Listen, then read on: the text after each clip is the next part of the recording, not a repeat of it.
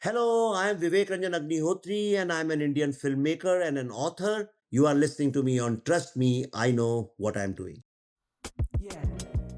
My name is Abhay and I share conversations with talented and interesting individuals linked to the global Indian and South Asian community. It's informal and informative, adding insights to our evolving cultural expressions, where each person can proudly say, "Trust me, I know what I'm doing." Hi, everyone. On this episode of Trust Me, I Know What I'm Doing, we share a conversation with writer, director, and producer Vivek Agnihotri. Stay tuned.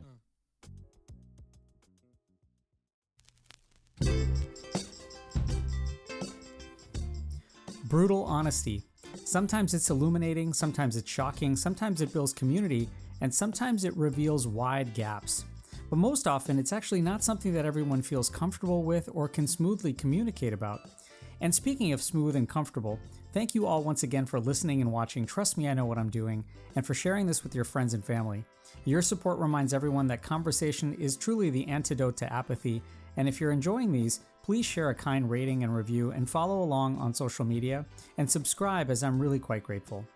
So if you're an artist and a storyteller, and if your preferred style of expression is to showcase honesty as a proxy of your philosophies, then the nature of your work becomes a march towards sharing your core and exposing it for everyone to experience. Now, recently I caught up with award-winning filmmaker, writer, director, and producer Vivek Agnihotri to share a conversation and find out more about how his internal compass on religion, politics, patriotism, and more get reflected and ultimately received by the world. Vivek is from Gwalior in Madhya Pradesh in India, and then after college, started his career in advertising before making films like Chocolate, Dhan Dhana Dhan Gol, Jununiyat, and Buddha in a Traffic Jam. For his latest films, Vivek has concentrated on sharing stories from independent India, in highlighting the work of women scientists in the vaccine wars, and navigating through a series of historical fiction stories with the Tashkent Files, the Kashmir Files, and the soon-to-be-released Delhi Files. Naturally, in a culture and world that mingles every national story into the weeds of sociopolitics, much like the communities we live in, the work can garner a spectrum of reactions, from shock and pain and disbelief to moving respect and praise and solidarity. Nonetheless, it takes a boldness and fearless courage to find peace and enlightenment in being honest with yourself and seeking to advance conversation and dialogue. We chatted about his ongoing journey and how empathy, trust, pride, fear, and philosophy may guide his expressions, and even what he enjoys talking about when he meets with youth or on his own podcast called Brutally Honest. But as everyone was celebrating the Indian cricket team that recently won the T20 World Cup, I asked him if filmmaking had the same power to rally and inspire and motivate in a parallel way. Oh, yeah. See, just to put it very simply, what I've understood, first of all, I must congratulate you for such a wonderful name you have kept for this. Trust me, I know what I'm doing. Okay, I like three words in this: trust, know, and doing. And what also. Most of my philosophical things are centered around it. But anyway, we'll come to that later. there there are two kinds of professions in this world. Yeah. One which are like every day you have to dig your own well and take out water, and one is you have got a big pond of water or lake of water, and you can keep drinking from that, unless you Yeah. really destroy it. So sports and cinema, these anything which is perform you have to perform in front of people, public, you know Yeah. en masse. I mean, huge number of people. These Yeah. are people think it's all glamour and it's so wow, but it's very challenging also. It's very tough, very Sure. challenging, and trust me, it's more full of tears than laughters. Mm. So it's a tough life because things are moving so fast, changing. Similarly, in the cricket, just Yeah. few days ago, all these boys were being trolled so badly by everyone. Yeah. Everybody was abusing them. Like Kohli, for example, everybody was saying all kinds of things. But I had great faith. I knew that last day he will perform. That is the true sign of a hero. Heroes Yeah. stand up when the time demands it. So that way I think they played very well, and congratulations to all the boys. Yeah. That doesn't come, that thick skin, if you will, doesn't come by accident. And, you get trolling and you get naysayers all the time, and yet you still have to have that faith in yourself and trust in the process and trust in your abilities. And that yet that doesn't come without practice. So in a way, even in your line, right, when there's a lot of hard work, a lot of practice, a lot of tears, as you said, that comes in, over the years, do you have to in some way build kind of that thicker layer of skin in order to tolerate that? Or is there a matter of, just fueling or flushing out that noise from the signal? So you're a doctor. I'm sure you know about heart and mind both. I mean, definitely you know that. It's impossible for a human being to cut Mm, himself or herself off from what people think. yeah. Okay, it comes with age and experience. Nobody is born like that. If Yeah. you see, very often, whatever we do in life, you can build a $1 billion house, forget million. You can be the president of America. But ultimately, what matters is that the people you love and care for, are they appreciating it or not? Yeah. Suppose the whole world is saying you are a hero, but your closest friends say, "Arey, no, yaar, you are not honest doing that." Yeah. Like that is very difficult because you need validation at the end of it. Okay, Yeah. or you slowly, gradually, you understand life, and when see, not caring and valuing validation comes only when you don't have fear of losing anything.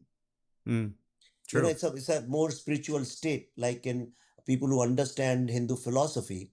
Okay, Yeah. this is where you realize everything is one, everything is Maya, and ultimately you are just manifesting. So validation is also part of that, criticism is also part of that, and you Right. become, and also with practice, with habit, And I was thinking about that in the way that you meant that there is an honesty about how you have to go about your own business, your professional experiences, your life experiences. They build this kind of structure of consciousness, and that hopefully at least resonates with you as you age. But the word honesty is one that I have been in a way linking to some of the work that you've been doing as well. I've been catching some of the snippets from Brutally Honest, and even from the outside view, right? Like you said, there's a peripheral view of these things and what really happens when you're trying to share some of your thoughts. And it sometimes seems that sharing your views as a truth seeker versus sharing as a storyteller can sometimes feel like they're mutually exclusive. And therefore, brutal honesty may not always be rallying and feel inspiring. Do you think that people they when they hear brutal honesty, does it catch people by surprise? Does it sometimes catch you by surprise when people are brutally honest, when you're brutally honest? you see, honesty cannot be half brutal. Okay, why Mm, I use the word brutal? Because the problem is that we, integrity and honesty, okay, these are the things, it's a matter of habit. yeah. Okay, a lot of people, I always say, a lot of people talk about truth. The whole world talks about truth. In fact, one of my films, in the Tashkent file, there was a dialogue between Chakravarti says, I have to say it in Hindi because the dialogue was in Hindi. He Yeah. says, दुनिया सच नहीं, सच की कहानियां सुनना चाहती है. You know, so I always say that everybody talks about truth, I'm seeking truth. But if truth really comes and stands in front of you, you will not like it. Truth breaks all the illusions. And sometimes we're not prepared for it. Yeah, yeah, and truth basically, truth breaks everything around you. See, the Mm, only way to live in this world happily, okay, despite all the suffering and all kinds of pains and despairs and agonies and the problems, the only way to live is little bit of romanticization with the lies. I mm, won't say lies, but kind of nice, beautiful stories. yeah. Like Yeah. for example, I remember one of my friends became an alcoholic when we were like young in university days. He was an alcoholic, Sure. but his mother would always say, no, no, no, he's a wonderful boy. It's just because of his Right. friends he has developed bad habits. And that time I said, what kind of mother she is? Can't she see truth? But now I understand that if she doesn't create this nice, comforting lie around her, how will she live in that relationship?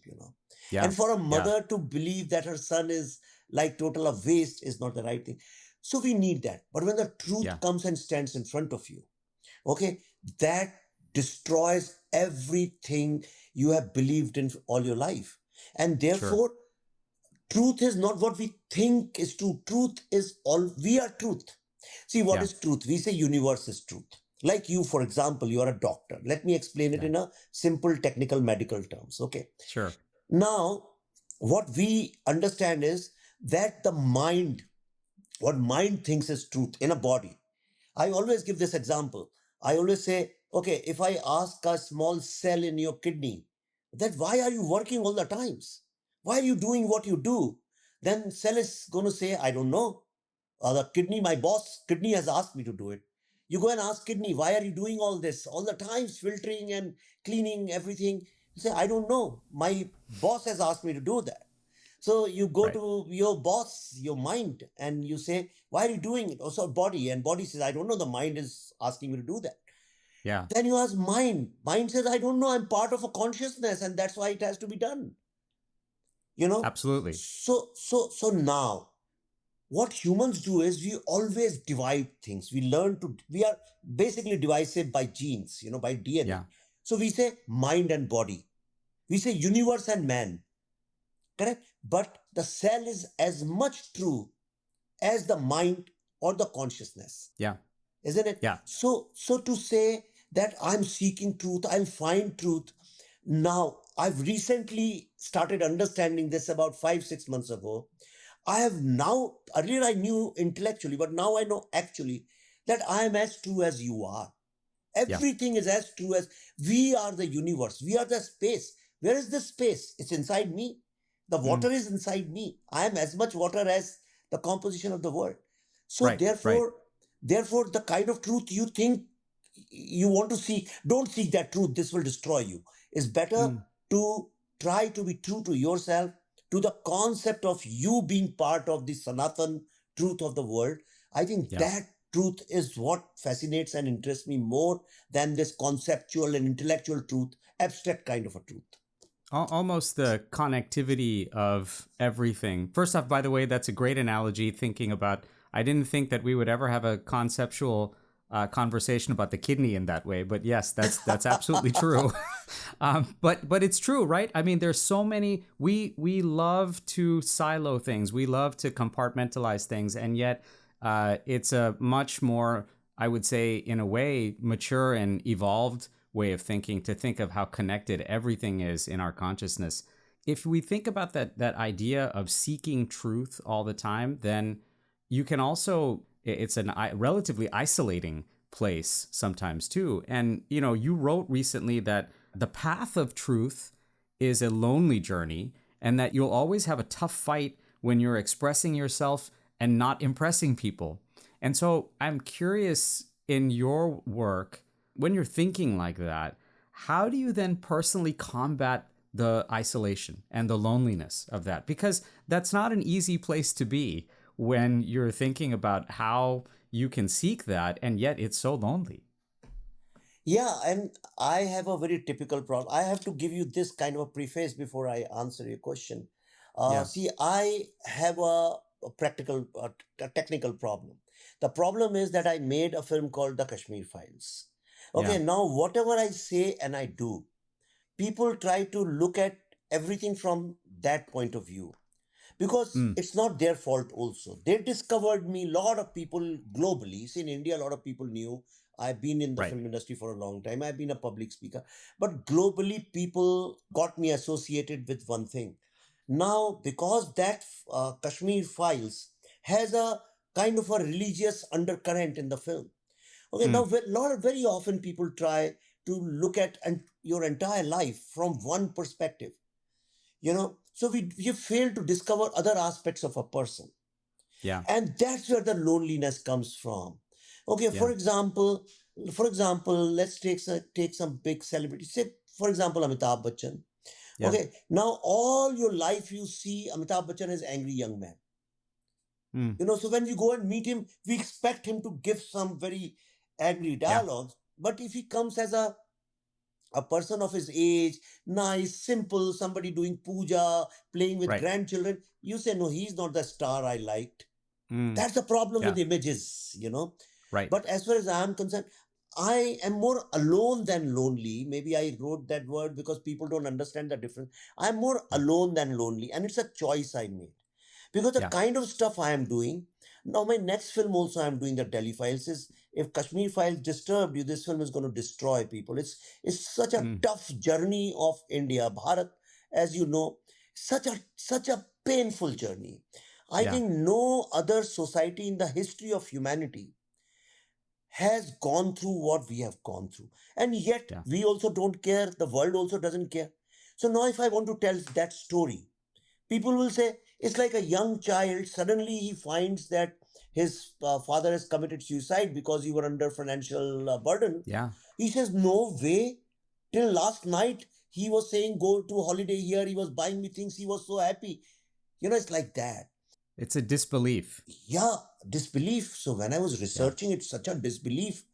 Yeah. Now, if I open that conversation in public, nobody cares. People don't understand. Or people make it political. I Mm. want to make this film with a lot of honesty. Second thing Yeah. is, the problem with the entire world is that we are trained from childhood to impress people. When guests Mm. come to your house, you want your child to impress them by Right. being dressed well, by elocution, poetry, We clean singing. up our house, everything. Yeah, we want to always, we are in this impress mode. All the Yeah. times we are trying to impress people. Very rarely we get chance to express ourselves. So Yeah. this entire philosophy as a life principle happened when I was talking to Kashmiri Pandits, victims of Kashmiri genocide. Almost, you won't believe it, every single person said, nobody heard us. We never got a chance to express ourselves. And I Mm. realize it's such a mad world where we don't get to express. And that's when I started saying what I feel like. I said I don't want to die with unexpressed emotions and thoughts, but it doesn't mean that I'll express and hurt somebody. I'm not in a Right. conflict mode with the world.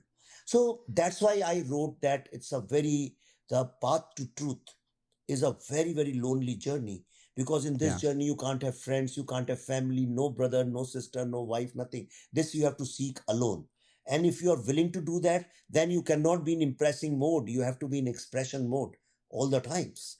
And sometimes those dialogues are, they're quite painful, they're very abrupt, they can be a lot more clunky, but and they're not clean, and it doesn't matter whether we're impressing someone or not. If we don't have that expression, then there's no outlet for that pain, and there's no outlet for that disbelief. And so no matter what your interpretation of it is, there must be some dialogue, as we talked about earlier, that that's the only place where you can have, those people who have been left behind, especially, there might be some balm for that. You're listening to Trust Me, I Know What I'm Doing. After a quick break, let's come back to our conversation with filmmaker Vivek Agnihotri. Stay tuned. Conversation. It's the antidote to apathy and the catalyst for relationships. I'm Abhay, and I share conversations with global Indians and South Asians so everyone can say, trust me, I know what I'm doing. New episodes weekly, wherever you listen to your podcasts.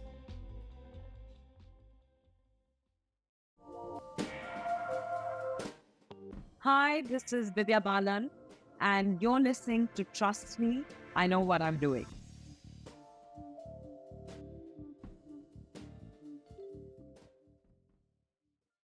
Hi, this is Madhuri Dixit. Hi, this is Farhan Akhtar.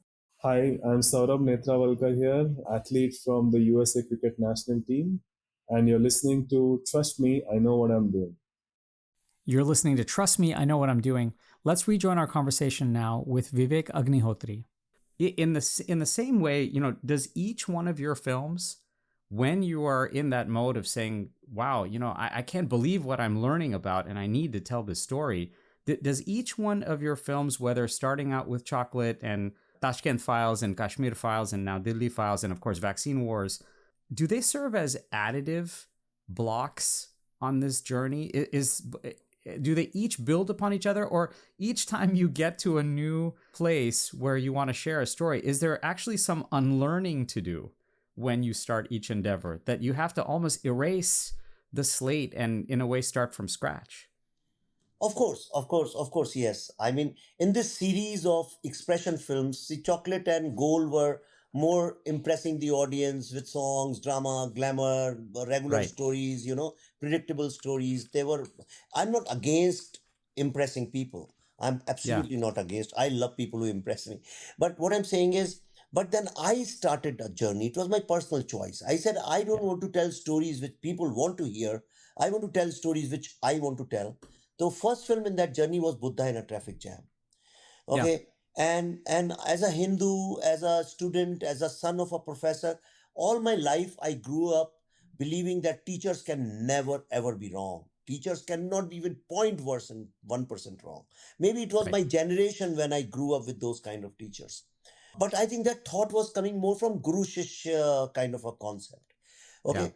But then as I discovered that in my university where I went, JNU and a whole lot of other places, the students I met, and I said that these are the professors Mm. who are basically brainwashing these young kids to pick up arms and go and become Naxals. And in return, these kids are getting killed, and nobody comes to even shed one tear, not even those professors. So we made Buddha in a Traffic Jam. So it was so much of value unlearning for me.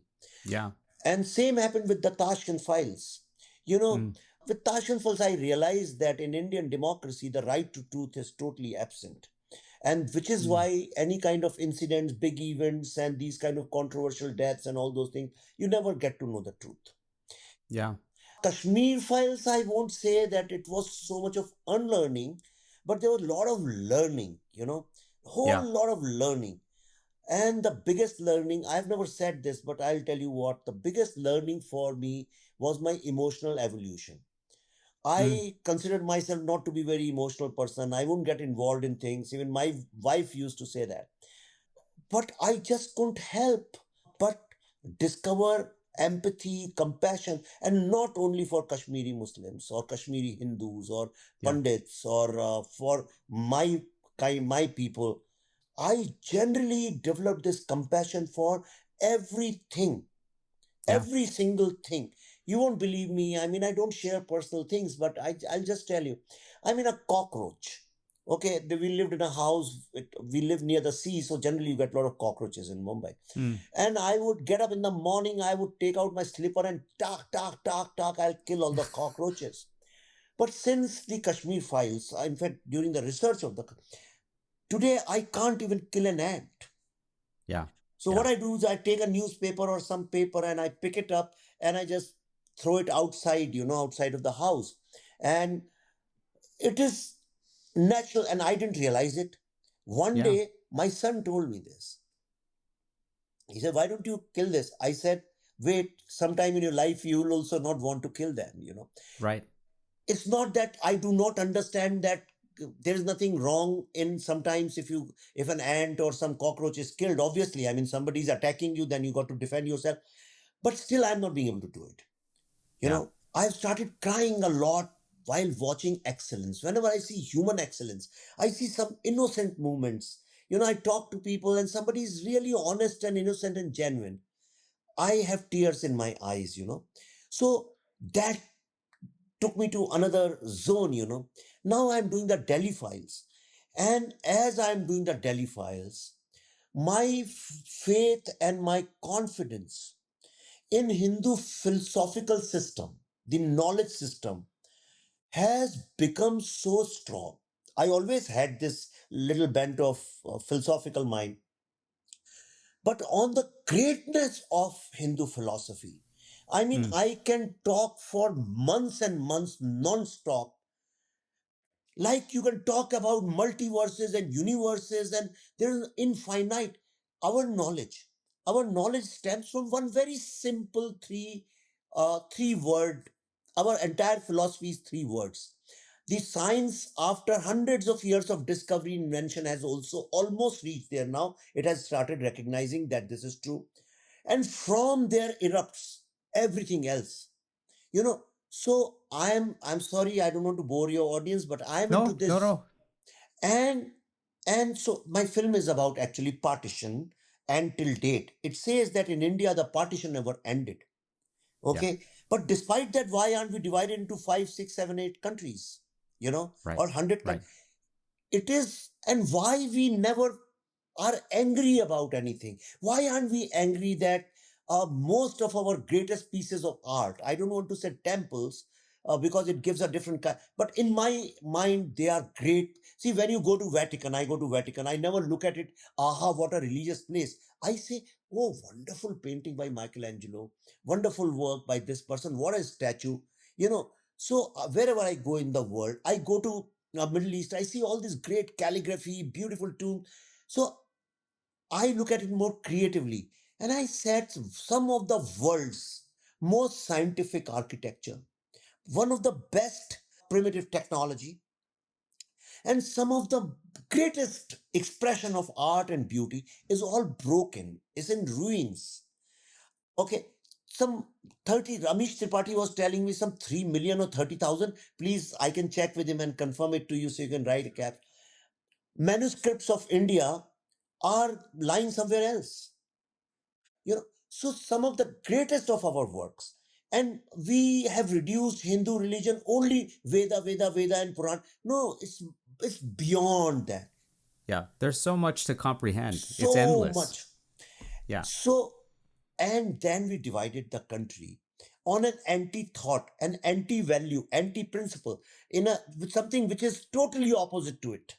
you know and so I feel very sad about it. And so therefore I this film is about that. It's still continuing, nothing has changed. And if nothing changes, then after 50 years, do we expect another partition? Maybe 20 years, 10 years. you know anyway, for rest is for you to see the film. But while researching that, okay, the destruction of Hindu values and Hindu culture and Hindu civilization, I am surprised nobody writes about it, nobody talks about it. For me, it's like losing your grandfather's wealth, or your grandmother left one something for you and you lost it. Well, and you see these aspects of artistic expression, as you say, whether they be in India, it's a Bharatiya Hindu expression, whether it's the Vatican, whether it's someplace in the Middle East, it doesn't matter, right? They are cultural and artistic expressions, and you have a lot of heartstrings and attachment to Yeah, these and sorry things. to interrupt. They are the documents of human evolution. Don't forget that. And I think that I'm curious about this. One of the things that I've at least admired and have taken away from your work is advocating and being fearless about the storytelling, whether that's women scientists or Kashmiri Hindus or the death of Shastriji.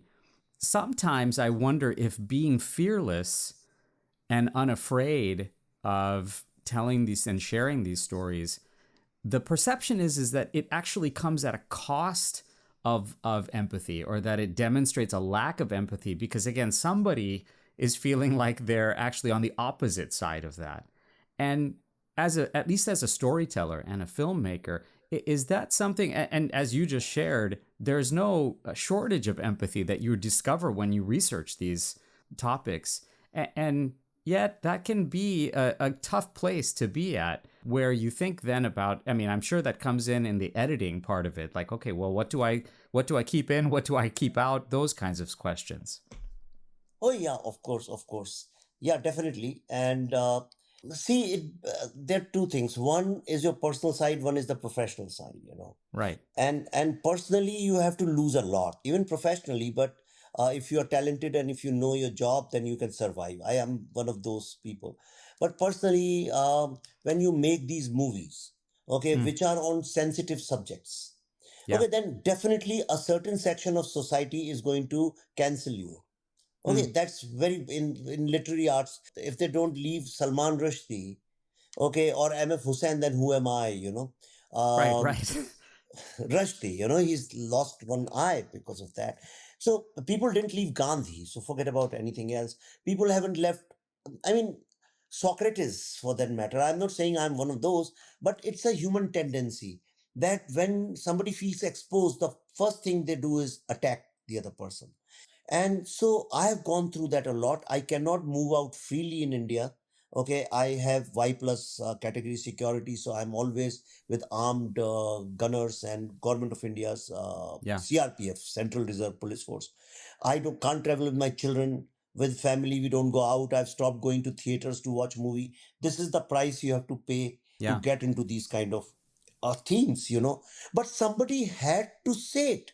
If you do Yeah. not say, another thing I want to say in these films, actually it's the politicians who get activated, not the normal people, not the. In fact, in Kashmir Files, most of the people who worked on the film are hardcore Kashmiri Muslim boys and girls. In fact, one scene of my film was written by them. I generally, the subject I'm making film on, I generally associate with the stakeholders of that, and work with them. Even in Bengal Files, I'm working with all kinds of people. Okay, irrespective. For in my mind, anybody who's born on this land is Bharatiya. That's it. Okay, and after that, we get divided into religions. Tell me one thing: when a Hindu and Muslim get married and they have a child, what is that child? Okay, you'll say if the father is Hindu, then he's Hindu. I say father is Muslim, and this thing, what will happen? If that child after some time marries a Christian, what will happen? And that Christian child marries a Hindu again, then what will happen? So, I mean, as long, see, when I come to US, I land in JFK or wherever I go, instantly I land and I change. Yeah. Okay, I say from now, next 1 month or 3 weeks, Americanism is what my values are. Okay, I have to behave in this manner. This is how I have to go about it. When I go to Thailand, it's different. Japan is. So I believe anybody who's born on this land is that. One thing I try to propagate, I try to tell people is that I was in US when I'm very proud of certain American qualities, certain American values. I'm so extremely proud because these are universal human values. There are some Japanese values I'm so proud of. So sitting outside, if I can be so proud of Confucius's philosophy, I love Greece also for its, they've given Socrates and Aristotle and great and democracy. I mean, modern form of democracy they've given. I'm very, very, I love British Constitution which India has adopted. So people who are living in India, okay, why is it so difficult for some people to admire and be fascinated by these great values we have given? Why fight for them? I mean, it's unnecessary.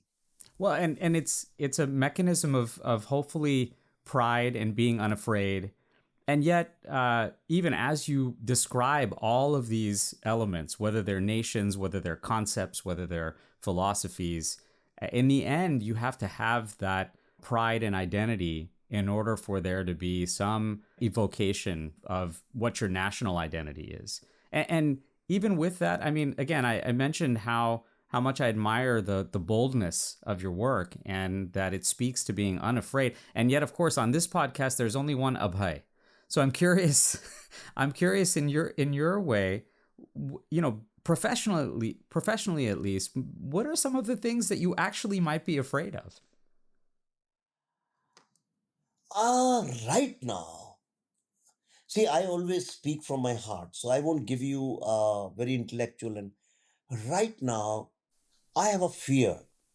Okay, and that fear is not about myself. My Yeah. fear is about India. Okay, Mm. I sense somewhere that India is going through a very delicate period. Either from here it can take off and actually go to unparalleled, unimagined horizons, or we can also slip away. Yeah. Okay, and you have examples of both in the history of humans, in Yeah. the history of this world, both things have happened. You saw day before in cricket, we were losing and suddenly we won. Right. Okay, we could have lost from there, so it is now, it totally depends not on the politicians, it totally depends on the people of this country.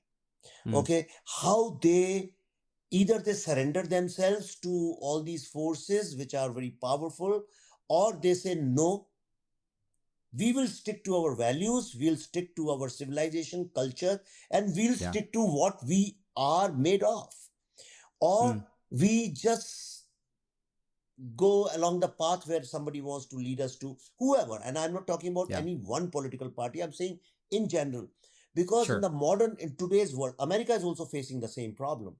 Okay, Yeah. France is also facing, all democracies are facing that, the nexus of strong politicians and strong corporates, okay, and people with vested interests have formed a nexus, and they want Mm. to drive the destiny of a country. They are trying to change this world. In the Yeah, name of globalization, they want to create uniformity and one standard for the entire world. And therefore, the world is going through a lot of cultural chaos. sure. People don't know what is my culture. Is samosa my culture, or McDonald's is my culture, or Yeah, giving Chinese mithais to sweets to people on Diwali is my yeah, culture, or making sweets at your home is your culture. People are confused, and yeah. that's why I was where uh, in Europe, some country we were there, and I met these kids. They did not, in Germany, they didn't have German names. They had names from Middle East, from here, from there, and all that. Some Japanese name. In India, also a lot of people have started keeping their children's name, which is Greek and Turkish or Iranian or Japanese. This is happening because world is going through a very mixed up identity paradox, and nobody is being able to solve. My worry is that, is it possible that we become modern and not westernized? We become very, very scientifically advanced, yet not slaves of technology. This is my worry. We uh, we we use capitalism for enterprise and for merit and for innovations, and not use capitalism for creating more disparity and discrimination, which is happening in India right now. So these are my concerns, and that's all I fear as far as India is concerned. In personal life, I don't fear anything. Honestly, I don't fear anything. Nothing. Absolutely nothing. You're listening to Trust Me, I Know What I'm Doing. After a quick break, let's come back to our conversation with filmmaker Vivek Agnihotri. Stay tuned. Every story told is a lesson learned, and every lesson learned is a story waiting to be told. I'm Abhay Dandekar, and I share conversations with global Indians and South Asians so everyone can say, "Trust me, I know what I'm doing." New episodes weekly, wherever you listen to your podcasts.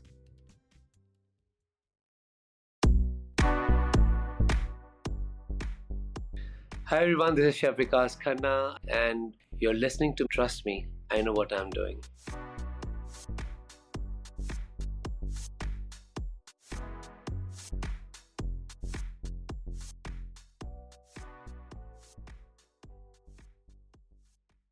Hi guys, I'm Ananya Pandey. Hi, I'm music recording artist Sid Sriram. Hi, I'm Krish Ashok, author of Masala Lab, The Science of Indian Cooking, and you're listening to Trust Me, I Know What I'm Doing. I'm Abhay Dandekar, and you're listening to Trust Me, I Know What I'm Doing. Let's rejoin our conversation now with filmmaker Vivek Agnihotri.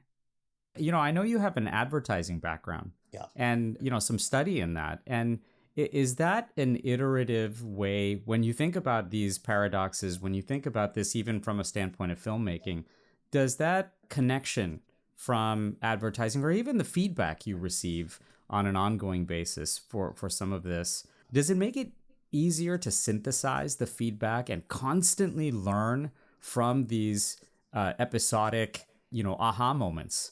And therefore, it becomes actually a part of your ongoing journey and trajectory. Oh yeah, so this is very funny. I came from a small town, Bhopal, and Yeah. I didn't know English at all. Okay, I could write well, but I couldn't speak. So when I came to Delhi to study, and then when I joined advertising, okay, my first company where I worked, J. Walter Thompson, is number one advertising agency of the world. So they took me because I was a very bright student and I topped. So they took me, gave me the job, but at a very low salary. They gave me 500 rupees a month, which is like almost lesser than a peer. And they said, okay, and because you can't speak English, so you can't deal with clients. So they put me into research, a small room, which was like a research department. And my entire job was to read these big bundles of readership surveys, cinema survey, this survey, research, taking the feedback, analyzing them, putting them together. Not There were no computers at that time, so zero computers. I had to do everything manually. But at that time, I hated that job. But two great things happened because of that. I got to know India like very few people can know. You tell me a city and this thing, I know exactly what is the demography of that city, what is the psychographics, what newspapers come from there, what is the politics of that place, because we had to analyze behaviors, psychographics, demographics of that place, every city, town, village. So that gave me so much of insight. And second thing, the research became part of my life. Research became an attitude for me because I was doing 12, 13, 14 hours. Because after office hours, we would get extra money for over hours. What is Overtime. it called? Yeah. Now I've forgotten the term. What is it called? Overtime. You Yeah. get paid overtime. Yeah. The overtime. So we were getting money every hour, and we were bachelors, young students living in a small pad. So we for 500 rupees, the rent of the garage I used to live in was 600 rupees. Yeah. So we used to do a lot of overtime and would work from after 6 o'clock. Overtime would start, but we will work till 11 and Yeah. 11:30. In those times, we used to drink. We were young, so we would Yeah. leave before quarter to 12 because at 12 o'clock bars would shut down. Mm. So we'll go eat and drink. You have your limits. Yeah, but that actually gave me so much of it. Research became my attitude. That's why you see in my films there are research of 3-4 years. Okay, and this is not just research like going to Google and looking at the keyword this thing. I do primary research which is on the ground.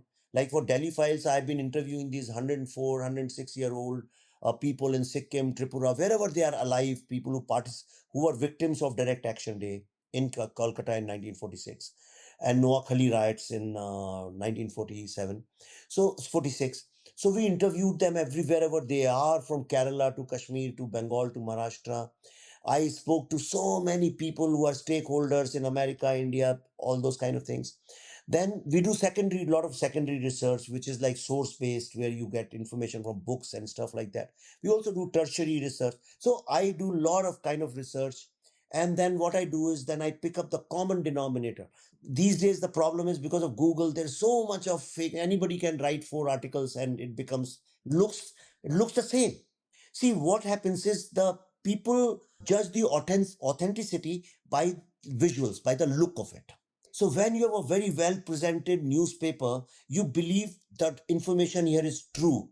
And when you find a shabby kind of a thing, you think it's untrue. So earlier you could make judgments, but now Google has made everything look same. And there are so many mastheads, you don't know what is true and what is wrong. I think almost most of the information, 80% of information on Google is partly true. It's never fully true, including medical, all this medical thing people keep talking about, Yeah. the health and medicine and yoga. So what I do is I take the common denominator, something which is confirmed by the right wing as well as the left wing, something which is confirmed by the historians and opinion builders, something which is in newspapers and magazines. And newspaper is not enough. Are there references of that event in some international newspapers? Are those newspapers pro this thing? And that's how in Kashmir Files, I have challenged so many times. I mean, n number of times in press conferences to journalists, to political parties. I said, find me one shot, one dialogue, one comma, one full stop in this, which you think is untrue. Come in front of me. Nobody can, because we work on the common denominator. Well, it's, data in a way, whether it's Google, whether it's research, data can't exist without a human relationship. Yeah. Because, you must, and what you're describing really is creating a heat map of things, right? How do you actually take each of these points, not just from the things you read and how shiny they are, but the real people that are involved. So questioning things, constantly coming back to the data, and then sharing what you find. Whether I think we're about the same age, so my own research in this existed without the computer, and you have to have some kind of human capacity, some kind of human relationship building, and that's really where this goes. There's a quote that I think of a lot, and I think of it in this capacity, especially in this conversation we're having right now. The great Abdul Kalamji used to say that for great men, religion is a way of making friends, but small people make religion a fighting tool. And so I'm curious, how do you reflect on this statement while also being proud of a Hindu Bharatiya civilization and being patriotic as for anyone who is in India, and especially now as you say, as we know that India is poised to grow even further as a global stage, on the global stage as a leader. How does that statement hit you? And we've talked about this a little bit already, but that sentiment is just such a beautiful way to think about what perhaps India means, especially going forward. See, India also needs to do few things, and the world also needs to do few things for Yeah. for this wonderful journey. First of all, what Abdul Kalam ji said about religion, I look at it exactly like that. What Yeah. what is the purpose of religion? And for me, I'm not in typical terms a religious person. I'm a spiritual person because I Mm. believe that from spiritual, if you take out the spirit, all you're left with is ritual. Yeah. Okay, and ritual is like not liking somebody is still wishing happy birthday, or Right. It's the dressing. yeah. See, people do not understand. Hindu religion, people have not been able to understand. Of course, you would understand, but generally the world doesn't know. And even a lot of people, the young, politically motivated Hindus also don't understand this thing. That you are at a superficial level and you are at a metaphysical level. This is the journey. So the Yeah. entire Hinduism is about moving from ignorance to knowledge. That's the gist of all Hinduism. Whatever philosophy you read, ultimately is from moving from ignorance to knowledge. Now you can Yeah. call it in many words, enlightened, you can say knowledge, but Buddha means enlightened or knowledge. Okay, Buddha means knowledge, and once you have knowledge of what? Knowledge of enlightenment. And Right. enlightenment is not something only few people can achieve. It's like your true nature is enlightened. Yeah. Because you are born ignorant, so therefore you have to take that journey.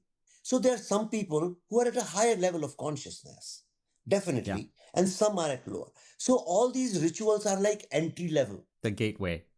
I've read most of these Vedas and Upanishads. So if you actually go into more academically, in a more scholarly fashion, and you approach Hinduism, you'll realize that rituals, the only purpose of ritual is the entry level, Yeah. so that it creates a discipline in you. Mm. Yeah. It trains your mind. It trains your mind. Now, the truly enlightened person doesn't have to sit and do jap or mantra and all those kind of things.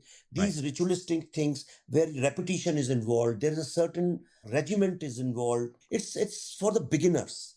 Yeah. Okay. Now, you cannot reduce Hinduism to rituals, which a Right. lot of people do. If Hinduism says that God has no shape, no form, okay, Nirakar. If Yeah. it is Nirakar, still we go to temples. Then people will say, okay, if you don't go to temple, you're not a Hindu, which is not right. If Yeah. somebody is still believing in Hindu philosophy and yet not going to temples, which means that person, it is a higher level of knowledge and higher level of consciousness. It's such a wonderful, fascinating, creative belief system. I always say it's a open source faith system, whereas rest of the faith systems are closed source faith systems, which means you have been told by somebody that this is it. Now you cannot deviate from that. Here you can deviate it. Like both of us are sitting, I am saying anything about Hinduism, you can say anything, yet we both remain Hindus and there's no blasphemy. Yeah, that's why I love that statement, because again, if you have that internal pravachan in your mind about what enlightenment and that consciousness is, then that's a pathway to friendship, that's a pathway to dialogue, that's a pathway to understand what commonalities we have. And I certainly appreciate that idea that we're all on this journey towards more enlightenment and more sort of, attaining that sort of Buddha in all of us. Yeah. Few just quick rapid fire things here. One thought that I had when I thought about chocolate was that the idea of sort of remakes. So just in rapid fire, I have a couple of quick ones here. Are you the Kaiser Söze of Bharatiya filmmakers? Oh yes, definitely. Yeah. I'm the And devil. then The devil. I'm the devil. you're the devil who stayed, I guess. And in the same way, how do you find, now, how does one go about aging gracefully as an artist? Stop coloring your hair. I Wonderful. still have some color on my hair, but not in my beard. I think I'm just letting go. That's it. Okay, the best way to for graceful aging is, okay, that just stay with a lot of young people. That way you age very well. Yeah. Be curious and stay with young Yeah. people. How do you ever deal with regret as an artist or a filmmaker? How do you deal with that? Now I don't, because I don't make anything which I truly don't want to make, as if my life depends on it. But yes, Yeah. I don't regret, but I feel sometimes, oh, I wish I had done it better, or Yeah. yeah. What's the last film or piece of art that you watched or saw or appreciated that actually made you cry? It's very difficult. So many things make me cry. I mean, I've almost, when I see innocence as my weakness, whenever I see innocence on screen, even a very bad movie, somebody's dialogue or acting, I can have tears in my eyes. Yeah. But I recently, for some purpose, I watched Gandhi Yeah. again. The Attenborough film? Yeah, Attenborough film. Yeah. Yeah, more for referencing. I was seeing, because I'm making a film, so I don't want to do the same thing, exact same thing again. And I Ben Kingsley's performance, you know, brought so many tears in my eyes. I said, "Oh my God, this guy actually tried to become Gandhi." Mm. And I was reading somewhere, it was such a wonderful incident that he became so much of Gandhi. It's easy because it concerns film stars, therefore people take it very lightly. But you're a doctor, you will definitely appreciate it's not easy in your mind to become someone else. Of course. Even if I give somebody, hey, here is $1 million, become Elon Musk. Okay, you cannot become that. But he actually became that, and to such an extent that for people around him started wondering. See, sometimes there is exaggeration. This story may be false. I don't know. I read it, but it's a wonderful story, even if it's false. So, or it's half truth. It's amazing inspirational story. So they said, okay, if he doesn't get out of this character, then how will he act in rest of the films? He has films lined up after this. So Attenborough said, don't worry, I'll shoot the assassination scene in the end. And once I shoot Gandhi, Ben Kingsley's Gandhi will also die. Right, right. And when I read that story, I said, I must go and revisit this film. And Yeah. after reading the story, I went back and saw this film just few weeks ago.